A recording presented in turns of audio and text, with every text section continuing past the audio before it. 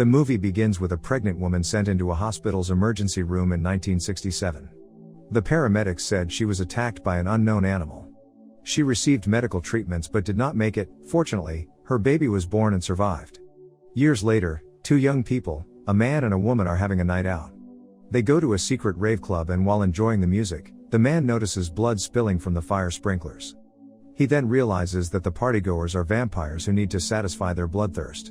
However, the party is disrupted by the appearance of Blade, a vampire hunter. He comes prepared and attacks any vampire who dares to fight him, while the rest scramble away. He recognizes one of his attackers, named Quinn, and sets him on fire before he leaves. The paramedics and firefighters arrive and take Quinn's heavily damaged body. At the hospital, Karen, a hematologist, and her co-worker, Dr. Curtis, are examining Quinn's dead body. Karen finds an abnormality in his blood cells. While checking the corpse, Quinn suddenly comes back alive and instantly bites them both before escaping.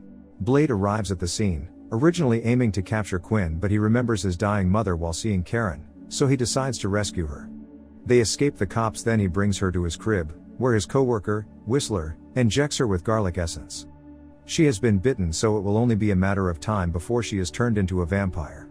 Meanwhile, the vampires are having a council meeting. The elder vampires are raising concern over the recent attack by Blade on a rave club owned by Deacon Frost, a human-turned-vampire. They believe vampires can survive by blending in with humans, making back-alley treaties, and staying out of trouble, while Frost believes they are destined to be a far superior species to humans and intends to wage a war between vampires and humans. The other vampires look down upon him because he is not a pure-blood vampire, but Frost insists on his plan. Karen wakes up, eavesdropping on Blade and Whistler's conversations about her. She observes Whistler injecting Blade with an increased dose of a serum, which gives Blade a strong reaction that he must be restrained. Then they prepare to move. Realizing that Karen is awake, they explain to her that they are in the middle of a secret war between humans and vampires, which sometimes, accidentally, involves innocent people like her.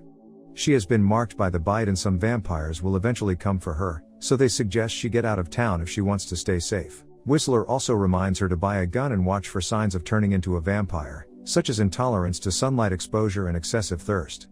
On the other hand, Frost seems busy deciphering ancient vampire texts that he trespasses into a sacred archives room. Blade drives Karen to her apartment. When taking the elevator, she notices people near her bearing similar tattoos on their necks. Afraid that they are after her, she quickly walks to her apartment door, then immediately gets in. However, she leaves the door open, causing a seemingly casual police officer, Krieger, claiming to be on his routine check, to check on her. While they converse, Karen notices something is off, then Krieger attempts to attack her. She defends herself using the garlic essence, to which Krieger is confused because he is not a vampire. Blade appears and defeats Krieger instantly, explaining to Karen that Krieger is a familiar, human loyal to the vampires. Karen realizes Blade sets her as bait to lure the vampires. Krieger escapes, then Blade attempts to chase after him. Karen decides to stay with Blade, realizing he can keep her safe. They discover a nearby vampire safe house and make their way in. This time, they encounter Krieger again. He shows them a secret entrance to an archives room before reporting back to Frost, who is throwing a party. Frost deems him useless and attacks him, then orders Quinn and his men to catch Blade. There, Blade and Karen meet Pearl, the keeper of the archives, and torture him using UV lights to make him explain a prophecy. It says that the spirits of the 12 will wake the blood god of La Magra and that Blade plays an important part in fulfilling the prophecy. While looking around the archive room, Blade notices someone has been following them, which turns out to be newly healed Quinn and his henchmen. He and Karen barely escape to the underground subway tunnels, defeating some of the vampires in the process. After making sure they are safe, Blade injects himself with his serum that suppresses his bloodthirst. Karen deduces that he is a vampire too. Whistler explains that he took care of Blade, whose mother died at birth after getting attacked by a vampire. The attack gave Blade a vampire's super strength and bloodthirst, but because he is also human, he does not inherit a vampire's weakness to garlic and silver. He also does not age slowly like typical vampires. Frost and his men execute Dragonetti, one of the pure-blood vampire elders, by exposing him to sunrise. They take out his fangs and present them to the vampire council meeting, forcing other elders to obey them. Blade gives Whistler a piece of the ancient text from the archives room to help him deduce Frost's plan. Meanwhile, Karen borrows some equipment from the hospital to conduct her blood research, aiming to find a cure for Blade. She introduces them to Edta, a compound usually used for treating blood clots. She tries mixing it with a vampire blood sample and it explodes, which can be used as a great weapon against them. Proud of her findings, she takes a sample of Blade's blood and continues working to find a cure. She notices Whistler keeps coughing, to which Blade replies that he has cancer.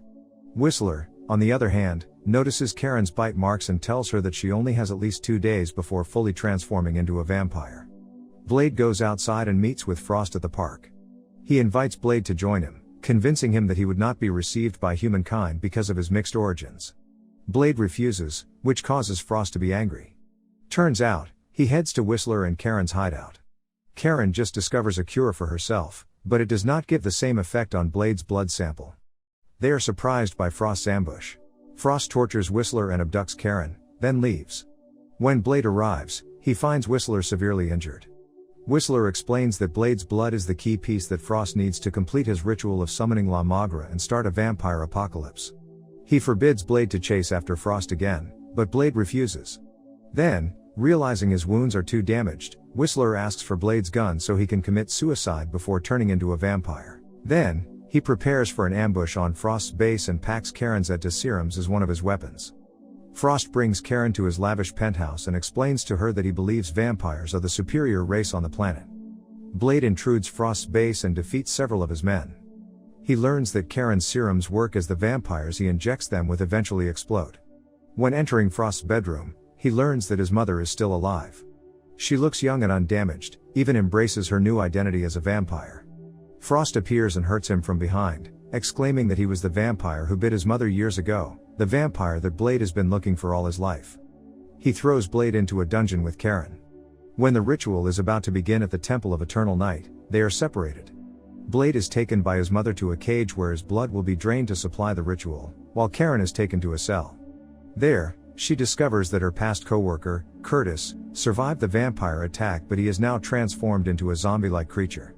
She outsmarts him and escapes from the cell, then quickly heads to find Blade. Frost has gathered the pureblood vampire elders as his 12 sacrifices for the La Magra ritual. Blade's blood spills through the wall, then trickles into each of the sacrifices' foreheads.